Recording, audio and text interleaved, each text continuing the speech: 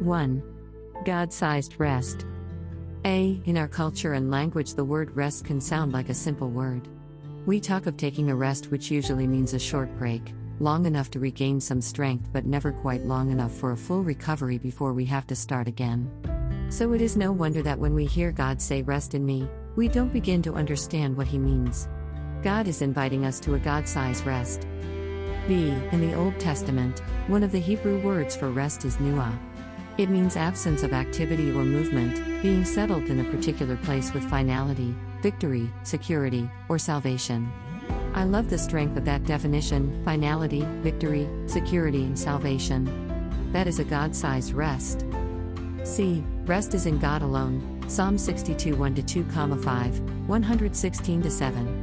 It is a gift from God. 1 Kings 8:56. God promises rest from the enemies called sorrow and suffering, turmoil and trouble, hard service and cruel bondage. Isaiah 14:3. Nevertheless, God warned that continued rest depended on their obedience. Numbers 32:15, Isaiah 28:12, Psalm 95:11. Continuing in God's undisturbed composure requires that we keep our spirits and souls stayed on Him. Another word for rest, sheva, means to repose, to end, to observe the Sabbath, to cause to rest, to bring to completion. Can you imagine the dramatic change when all the whirl of activity in creating everything on earth came to an end? When God rested from creation, He did not stop because He was tired, but because His work of creation was complete. It speaks again of the strength and finality of God's rest. God ultimately accomplished true rest for His people through Messiah to make for Himself a glorious name. Isaiah 11:10, 63:14. The fulfillment of this is expressed in Hebrews 3:7-4:13. This Greek word for rest, katapo, means to cease, refresh, give intermission from labor.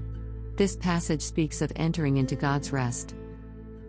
We enter this rest through Christ's completion on the cross of all the work needed for us to enter into His victory and grace. He has won the victory and the battle is over. We rest as we choose to have our total being, our spirit, our will, heart, imagination, and conscience centered in His perfect work. This is rest to be enjoyed in fellowship with the Father, Son, and Holy Spirit. This is the rest of God Himself in our spirits and hearts, based on relationship with Him. God is longing to give you His God-sized rest of spirit, soul, and body as you abide in Him. Allow His God-sized rest full of victory, finality, security, and strength to take care of everything that concerns you today and enjoy Him in it.